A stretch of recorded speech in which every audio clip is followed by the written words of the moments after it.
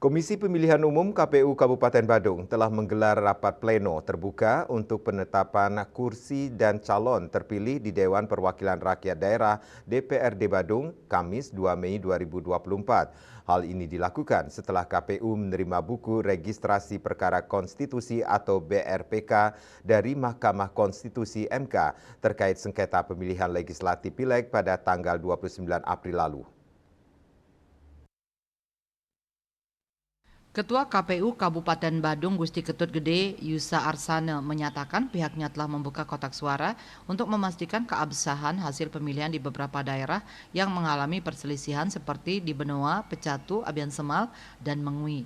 Proses ini dilakukan untuk memastikan keadilan dan transparansi dalam penetapan calon terpilih.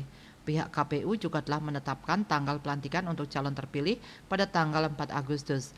Hal ini dilakukan mengingat masa jabatan DPRD yang akan berakhir pada tanggal 5 Agustus. Dengan demikian, pelantikan dilakukan tepat sehari sebelum akhir masa jabatan sehingga pemerintah daerah khususnya Sekretariat Dewan dapat segera mulai beroperasi keesokan harinya. Selain itu, calon yang berhasil lolos dalam Pileg 2024 diwajibkan untuk melaporkan laporan harta kekayaan penyelenggara negara LHKPN paling lambat 21 hari sebelum pelantikan. Salinan LHKPN tersebut juga harus diserahkan kepada KPU. Ketua KPU Kabupaten Badung menekankan pentingnya kelengkapan dokumen ini karena calon yang tidak melengkapinya tidak akan diikutsertakan dalam prosesi pelantikan.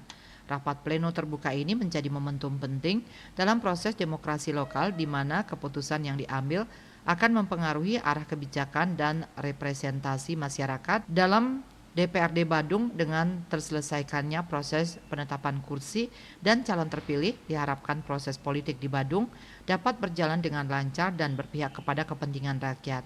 Adapun perolehan kursi, PDIP mendapat 27 kursi, Golkar 11 kursi, Gerindra 4 kursi, dan Demokrat 3 kursi. Dari daftar nama masing-masing daerah pemilihan dapil yang mengisi 45 kursi DPRD Badung, 16 diantaranya merupakan wajah baru. Bali Post melaporkan.